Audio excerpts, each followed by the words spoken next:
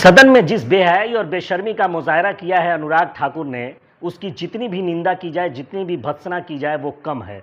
जी हाँ, सदन के पटल पर वो ये कहते हुए नजर आए कि जातीय जनगणना की बात वो कर रहा है जिसकी अपनी कोई जाति नहीं है। सोचिए ज़रा, यानी इस देश का पिछड़ा, इस देश का आदिवासी, इस देश का दलित, इस देश का अल्पसंख्यक अगर जातीय जनगणना की मांग कर रहा है, जातीय जनगणना की बात कर रहा है, तो कहीं ना कहीं अनुराग ठाकुर या यूं कह ले भारतीय जनता पार्टी के द्वारा कहीं ना कहीं उनकी जाति को गाली दी गई है। जी हाँ, आज सबसे बड़े आवाज़ बनकर दलितों, अल्पसंख्यकों, आदिवासियों और पिछड़ों की आवाज़ बनकर सदन के अंदर उनके अधिकार के लिए अगर कोई नेता लड़ रहा है तो उसका नाम राहुल गांधी है।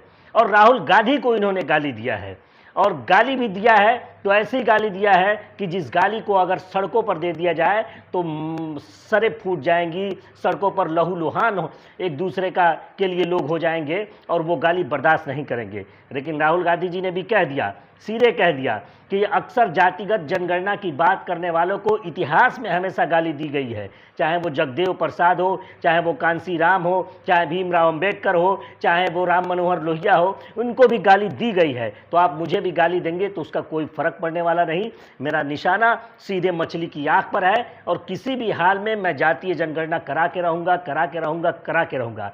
माननीय सभापति जी, जिसकी जात का पता नहीं वो गणना की बात करता है। बोलने का मन क्या था? स्पीकर सर, जो भी इस देश में दलितों की, आदिवासियों की, पिछड़ों की बात उठाता है, जो भी उनके लिए लड़ता है, उसको गाली खाना ही पड़ता है। और मैं ये सब गालियां खुशी से खाऊंगा, क्योंकि महाभारत की बात हुई तो महाभारत में अर्जुन को सिर्फ मच्छी की आंख दिख रही थी, उसी प्रकार मुझे सिर्फ मच्छी की आंख दिख रही है। जाति जनगणना हम करा के दिखाएंगे।